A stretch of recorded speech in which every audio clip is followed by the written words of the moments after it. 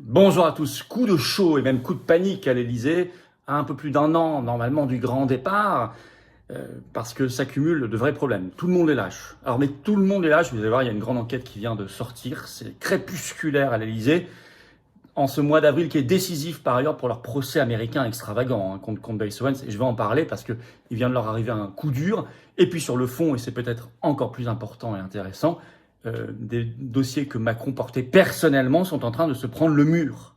Et on va pas s'en plaindre. Je vais y revenir dans cette vidéo. Est-ce que ça veut dire qu'il ne faut pas faire de motion de destitution conformément à l'article 68 de la Constitution? Bien sûr que si. Plus d'un an, c'est long. Et parce qu'on ne sait pas encore ce qu'il serait capable de faire, éventuellement pour enjamber ou annuler 2027. Et donc il faut l'affaiblir par tout moyen. Motion de destitution à déposer au Parlement. Qu'attendent-ils? À tout le moins voter, ça c'est facile, une motion de censure pour renverser immédiatement son gouvernement, qu'il le mérite 100 fois. Je signale que j'ai fait une vidéo tout récemment pour vous alerter sur la création de cet nouvel état d'urgence à la main de Macron, l'alerte de sécurité nationale. Donc il serait temps quand même de pas se reposer sur ses lauriers, de se bouger. Et les patriotes font se bouger les parlementaires et les Français qui le souhaitent. Merci en tout cas de partager cette vidéo. Vous allez apprendre beaucoup de choses sur ce coup de panique, ce coup de chaud à l'Elysée. Un petit clic sur le bouton s'abonner à la chaîne. On passe grâce à vous les 658 000 abonnés. C'est extraordinaire. Plus grosse chaîne politique de France, énorme. Merci d'avance pour ce petit clic gratuit. Voilà, si vous avez envie, si vous n'avez pas envie, je peux rien faire, mais un petit clic gratuit pour s'abonner à la chaîne, ça aide merveilleusement pour toucher de nouvelles personnes. Merci d'avance. Et puis vous le savez, mercredi qui arrive, ce 15 avril au soir, je suis à Bruxelles en réunion dîner public. C'est une première. Ça va être formidable, ça va être merveilleux. C'est ouvert à tous, adhérents ou pas, belges, français ou autres. Il faut juste vous inscrire par le lien qui est sous la vidéo en description. Inscription obligatoire, il reste quelques places. Ne tardez plus, je vous attends, patriotes.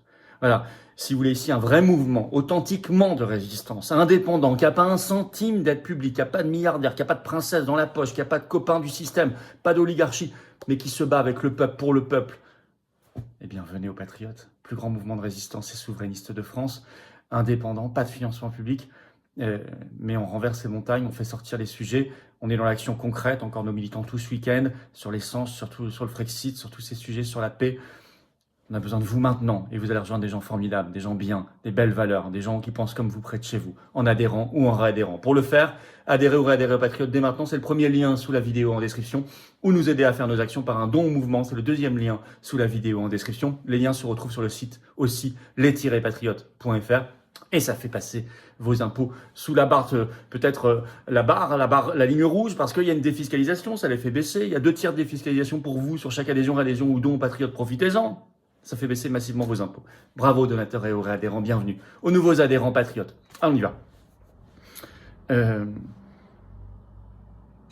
Alors, les Macron dans la panade, un an avant le grand départ, un peu plus. Un coup de panique. D'abord, le baiser de la mort de Trump sur l'affaire Brigitte. En ce mois d'avril, décisif, puisqu'il y a la première audience. On en a parlé en direct vendredi dernier. Vous savez qu'on est en direct sur cette chaîne tous les vendredis à 19h. Dépêche AFP ce 10 avril. Le titre. Donald Trump défend Brigitte Macron, qui n'est pas un homme, et lui souhaite de remporter beaucoup d'argent. Parce qu'il a écrit ça sur son réseau Truth Social ce 9 avril. Je cite.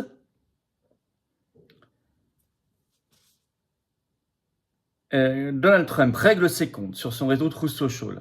Ainsi de Candace Owens, très défavorable au mouvement woke, qui accuse, dit-il, écrit-il, la première dame de France, hautement respectée, d'être un homme, alors que ce n'est pas le cas, écrit Trump. Le président américain dit espérer que Brigitte Macron remporte beaucoup d'argent dans la procédure de diffamation portée devant un tribunal américain par le couple présidentiel français contre Candace Owens. Bon. Alors, je ne suis pas certain que les Macron et que Brigitte Macron se soient réjouis de ce soutien affiché, car ça ressemble beaucoup à un baiser de la mort. D'abord parce que il y a les échéances d'avril et de mai dans cet état du Delaware où effectivement le couple a porté plainte contre Candace Owens, plainte extravagante. Enfin, on n'a jamais vu ça. Par ailleurs, est-ce que c'est sincère de la part de Trump? Je rappelle que 10 jours avant cela, il a évoqué concernant Macron un homme battu par sa femme qui lui met des baffes, des droites dans la figure, etc. Donc c'était pas hyper généreux et sympathique avec le couple Macron. Par ailleurs, il dit « J'espère qu'elle gagnera beaucoup d'argent ». D'abord, il remet donc le sujet sur la table. 2, il dit au moment où il y a ce procès, et donc ça peut donner le sentiment d'une pression sur les juges, d'une intrusion dans une affaire judiciaire. Et donc, c'est jamais très bon pour les plaignants, ça. Ensuite, il parle de cupidité. J'espère qu'elle gagnera beaucoup d'argent. Et c'est vrai que ça rappelle qu'effectivement, les Macron ont demandé des dizaines de millions de dollars de dommages et intérêts contre Candace Owens. Donc ça donne un sentiment très cupide. Et ça, les Macron, je pense, aimeraient bien qu'on n'en parle pas trop en France. Bah, boum, Trump met le sujet sur la table. Et puis il avait écrit ça le jour où Macron rendait visite au pape Léon XIV au Vatican. Donc c'est quand même tout à fait spécial. Donc ça, c'est pas très bon en ce mois décisif pour leurs affaires judiciaires aux États-Unis d'avril pour le couple Macron. D'autant qu'il est lâché par absolument tout le monde au même moment à l'Élysée. Vous avez une grande enquête qui est sortie dans Le Monde ce 10 avril. Le titre, une vague de départ à l'Élysée à 1 an de la fin de la présidence d'Emmanuel Macron. Je cite, au moins une dizaine de collaborateurs du chef de l'État vont quitter leurs fonctions ont quitté leurs fonctions ces derniers mois. Alors, je vais vous citer un extrait.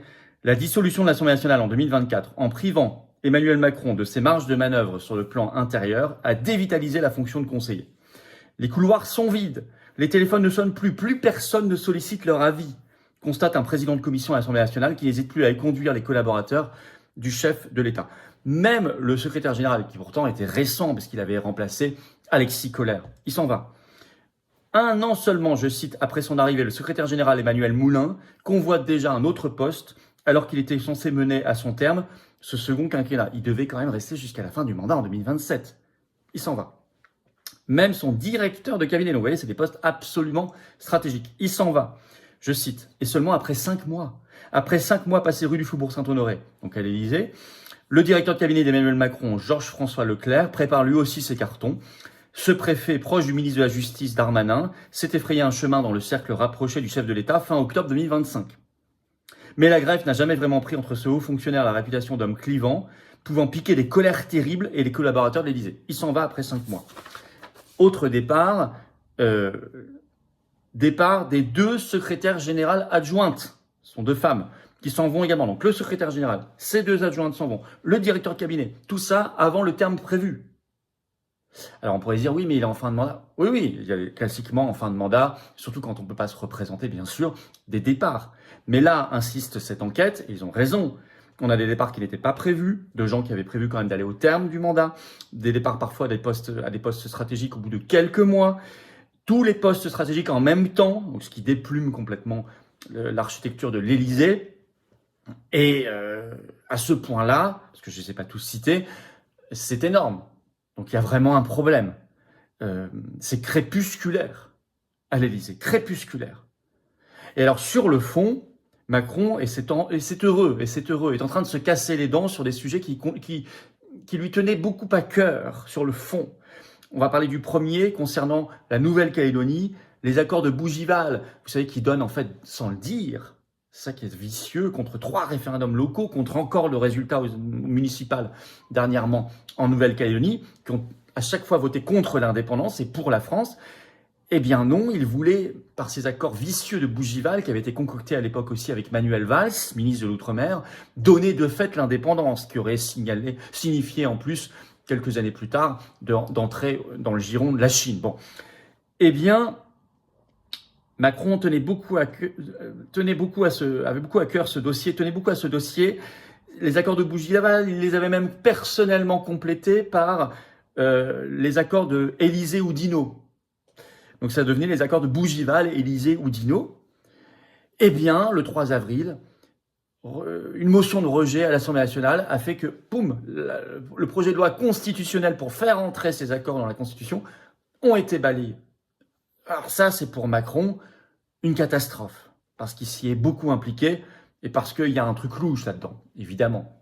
Il se débarrasse d'un territoire français contre des référendums, contre la vie des populations.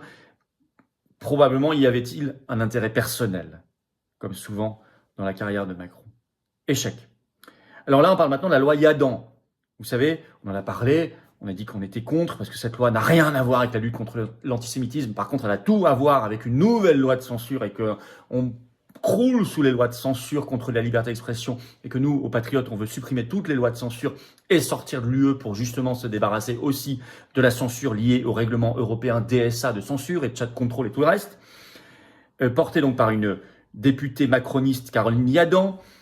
Il y a une pétition sur le site de l'Assemblée nationale qui a dépassé très largement maintenant les 500 000 signatures. Elle les a dépassées le jour du 7 avril. Alors c'est une première pour une telle pétition depuis la loi Duplon. Alors cette loi est soutenue par la ministre Aurore Bergé et par le Premier ministre Lecornu, qui a mis un soutien engagé, appuyé, et qui a, ce qui est très rare de la part du gouvernement, repris à son compte cette proposition de loi. C'était une proposition de loi faite par une députée. Vous savez, quand ça vient du gouvernement, on dit projet de loi. Quand ça vient d'un parlementaire, on dit proposition de loi. Et Lecornu l'avait endossé pour en faire un projet du gouvernement. C'est une proposition de loi qui avait été déposée depuis novembre 2024. Mais cette pétition qui rencontre un énorme succès, débat public, ça rentre dans le débat public. Normalement, elle est examinée à l'Assemblée entre le 16 et le 18 avril. Ça va arriver.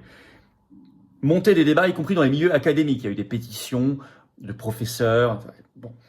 Et l'arnaque a été relevée. Nous-mêmes, on l'a étudié de près, y compris dans l'entretien avec Maître Divisio. On a vu que ça n'avait rien à voir avec la lutte contre l'antisémitisme et que c'était vraiment une loi de censure. Et alors on voit, très mauvais pour Macron parce qu'il était beaucoup attaché à cela avec Lecornu.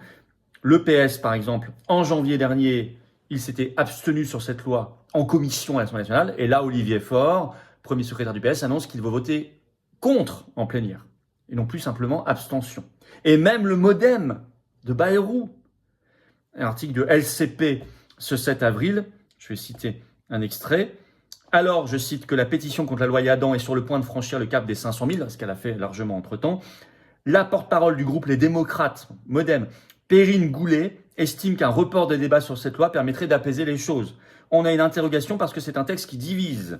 Le groupe Les Démocrates à l'Assemblée nationale propose de repousser l'examen de la loi. Nous sommes très réservés sur ce texte au niveau du MoDem. Nous appellerions quasiment à son retrait, a expliqué ce 7 avril la porte-parole des députés Les Démocrates Perrine Goulet lors de la conférence de presse hebdomadaire de son groupe organisé à l'Assemblée nationale. Donc, si même le MoDem s'y met, alors que c'est les premiers soutiens historiques dès 2017, vous savez, au moment où Bayrou s'était rallié à la candidature Macron en février 2017, il avait retiré sa propre candidature à la présidentielle, ça veut dire que c'est très mal barré là pour cette loi macroniste et que ça va plus du tout au sein de la Macronie. On va pas s'en plaindre, Donc ça va de mal en pis pour ce couple présidentiel. J'en profite pour dire d'ailleurs que le terme première dame ne doit pas être utilisé, ça n'existe pas en France. Il faut, au moment où ils sont faibles, il faut appuyer dépôt d'une motion de destitution contre Macron, dépôt et vote d'une motion de censure contre son gouvernement, son Premier ministre et ses ministres. Évidemment, c'est extraordinaire qu'il n'y ait pas tous les députés dits d'opposition qui fassent ça. C'est notre ligne en tout cas, nous, patriotes. Voilà, merci de partager cette vidéo. Le combat, il est là. Et plus on affaiblit ces gens-là, plus on affaiblit l'oligarchie euromondialiste. Comprenez-le bien. Et on le comprend tous.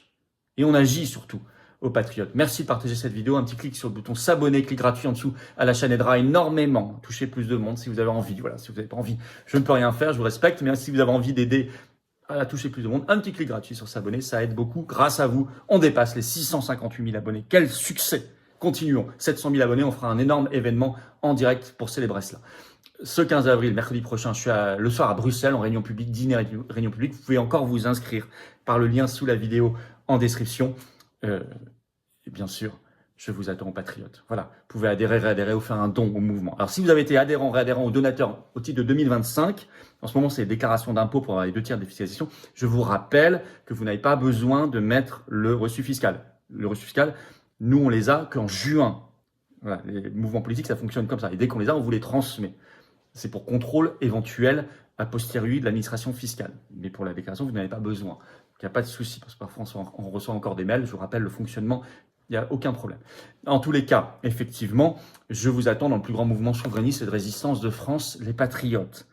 Car nous nous battons sur le terrain, partout en France. Et bravo aux référents et leurs militants, je les ai encore vus sur le terrain tout le week-end. Car on ne lâchera pas l'affaire sur la liberté d'expression, la souveraineté de la France, le redressement, la résurrection de notre pays libre, beau, grand, juste, rebelle. C'est ça la France. et pour nos libertés, et pour la paix, et pour nos enfants. Le plus grand mouvement souverainiste et de résistance de France, il est là sous vos yeux avec cette carte orange. C'est les patriotes. Il n'est rien sans vous, il est tout avec vous. On est tout et on gagne ensemble. C'est le moment de venir. Vous pouvez adhérer ou réadhérer, rencontrer des gens formidables et défendre vraiment des très belles valeurs. Pour réadhérer aux Patriotes dès maintenant, c'est le premier lien sous la vidéo en description. Ce lien est également en commentaire épinglé, une petite fiche sur l'écran maintenant et dans quelques secondes, un lien sur l'écran. Facile. Vous pouvez également nous aider à faire nos actions par un don au mouvement. C'est le deuxième lien sous la vidéo en description. Car je rappelle qu'on n'a pas un centime de subvention publique, rien de rien de rien. Les liens pour faire tout ça sont aussi sur le site les-patriotes.fr et ça fait baisser vos impôts car il y a 2 tiers de défiscalisation. Donc, on le disait, sur chaque adhésion ou don aux patriotes, pour vous, vous mettez 100 €, c'est 67 € qui seront retirés de vos impôts. Vous mettez 30, il y a 20 € en moins. Vous mettez 450, il y a 300 en moins, etc. Bravo donateurs et aux réadhérents, bienvenue aux nouveaux adhérents patriotes et vive la France.